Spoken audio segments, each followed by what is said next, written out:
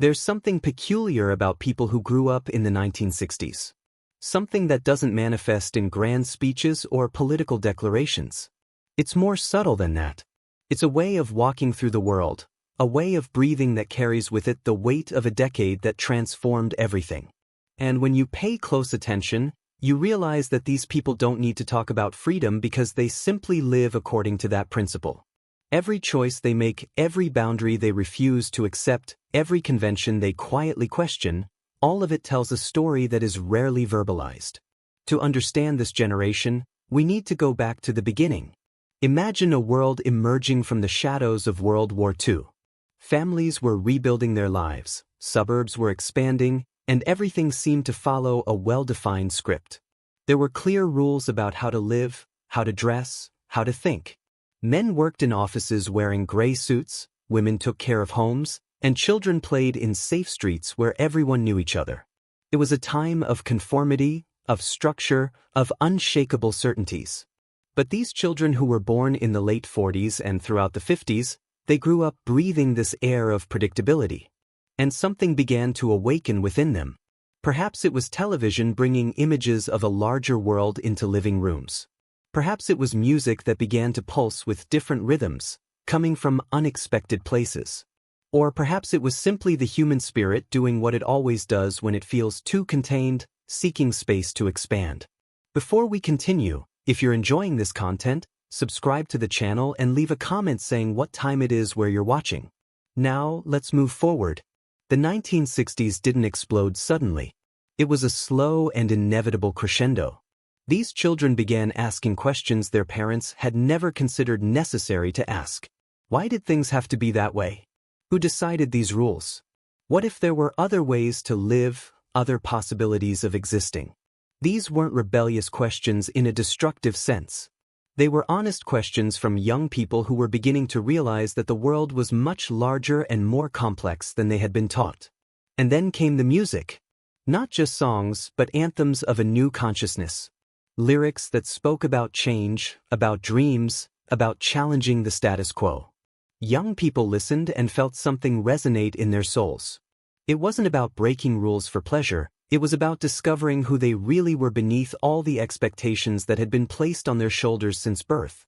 Education was also changing. Universities that were once the privilege of a few began to open up. And when you bring together thousands of young and questioning minds in the same space, something magical and inevitable happens. Ideas spread like fire through dry forest. Debates occur in dormitories and cafeterias. Forbidden books are passed from hand to hand. And every conversation, every late-night discussion, every moment of intellectual discovery, all of this shapes a generation that begins to see the world through completely different lenses. But here's what makes this generation so unique. They didn't just absorb these ideas of freedom and change, they internalized them so deeply that these ideas became part of their essence.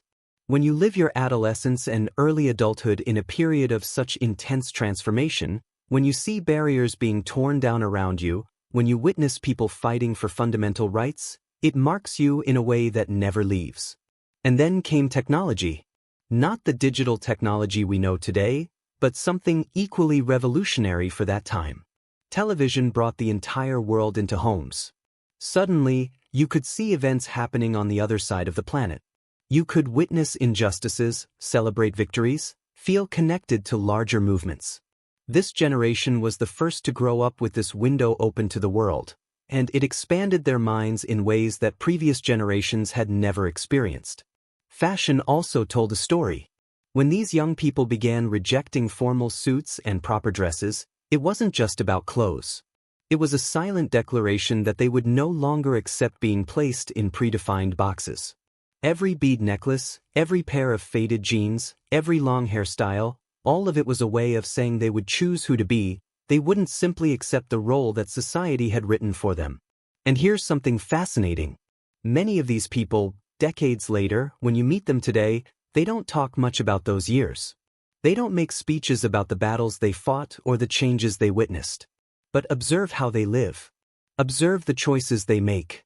Observe how they treat diversity, how they react when someone tries to dictate arbitrary rules, how they defend other people's right to be different. They learned something fundamental in those formative years. They learned that freedom isn't just an abstract concept or a political right. Freedom is the ability to be authentic, to make conscious choices, to respect that each person has their own journey. And they learned that this freedom comes with responsibility. It's not freedom to do anything without consequences. It's the freedom to choose consciously, knowing that your choices affect not only you but also the world around you. There was something in the air of that decade that cannot be completely captured in words. It was a sense of unlimited possibility. A belief that the world could be better, that people could transcend their limitations, that the future didn't need to be a repetition of the past. And these children who grew up breathing that air, they carry that sensation within them to this day. Think about the conversations that happened at dinner tables.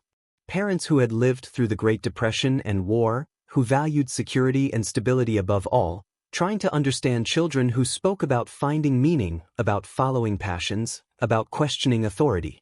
These weren't easy conversations. There was love on both sides, but also a chasm of understanding. And the young people, while respecting their parents, knew they couldn't simply replicate the lives their parents had lived. The literature of that period also left its mark. Books that explored consciousness, that questioned social norms, that presented alternative realities. These young people devoured these words as if they were oxygen. Each page read was a door opening to new possibilities of thought. And they didn't just read passively, they discussed, debated, internalized, and then created their own interpretations. And there were losses too. Not everything was celebration and discovery. There was pain, there was conflict, there were moments of disillusionment when grand dreams collided with harsh realities. Some of the people they admired were taken from the world too soon. Some of the causes they fought for didn't result in the changes they expected. But even these experiences shaped how they view freedom today. They learned that freedom doesn't mean absence of pain or guarantee of success. It means having the courage to try, to believe, to continue even when things get difficult. The connection with nature also gained new meaning at that time. Many of these young people began questioning unrestrained development, growing pollution, the disconnection between humanity and the natural environment. They began to understand that individual freedom meant nothing if the planet that sustains us were destroyed. This environmental awareness, which today may seem obvious, was revolutionary at that time. And these people carry that awareness to this day, often without making a big fuss about it. Observe how they treat their children and grandchildren. There's a tendency to give more space for exploration, more freedom to make mistakes, more encouragement to follow unique paths. Not because they're permissive or negligent, but because they learned that trying to control too much, trying to force people into predefined molds, this suffocates the human spirit. They know this not from books or theories, but from lived experience. And the art that emerged from that decade. Paintings that challenged perceptions, music that broke all rules of composition, films that explored themes that were previously considered untouchable. All of this fed a generation that learned to see beauty in experimentation, value in authentic expression, power in honest vulnerability. There's also a silent resilience in these people. They've seen the world change dramatically several times throughout their lives. They've seen technologies emerge and disappear, they've seen social movements evolve, they've seen the world become simultaneously more connected and more fragmented. And through all of this, they maintained a core of values they learned in those formative years. Not in a rigid or dogmatic way, but with a flexibility that only comes from truly understanding that change is the only constant. Work also had a different meaning for them. While their parents' generation often saw work as duty, as necessary sacrifice, many of this generation sought to find meaning in their work. They wanted their careers to reflect their values, for their time to be spent on something that mattered. Not everyone managed to realize this ideal. The practical realities of life frequently impose compromises, but the aspiration was there. And even those who worked in conventional jobs often found ways to express their values through other activities. And when you talk with these people today, there's a quiet wisdom. They don't need to prove anything to anyone. They don't need to convince you they're right.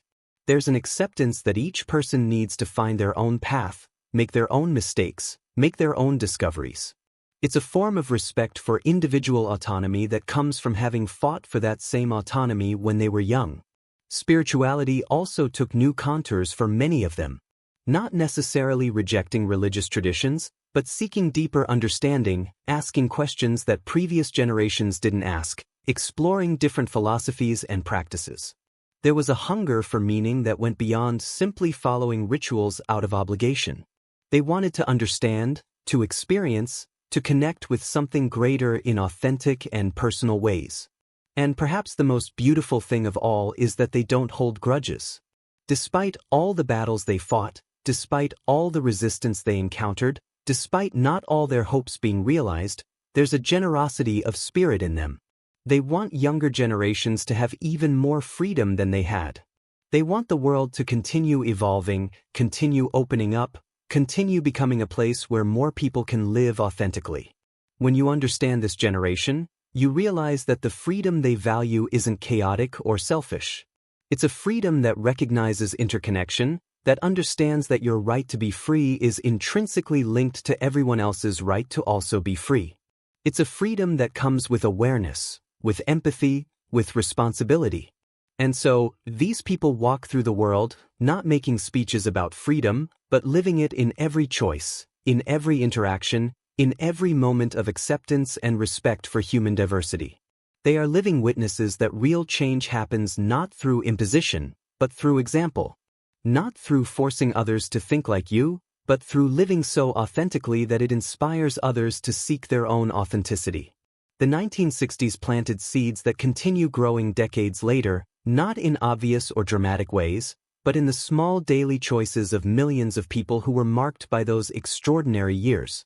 And perhaps the greatest legacy of this generation is this deep understanding that true freedom doesn't need to shout to be heard. It simply exists, breathing, living, being. May the Lord God continue guiding each of us in our personal journey of discovery and authenticity, illuminating our paths as we seek to live with integrity and respect for all creation.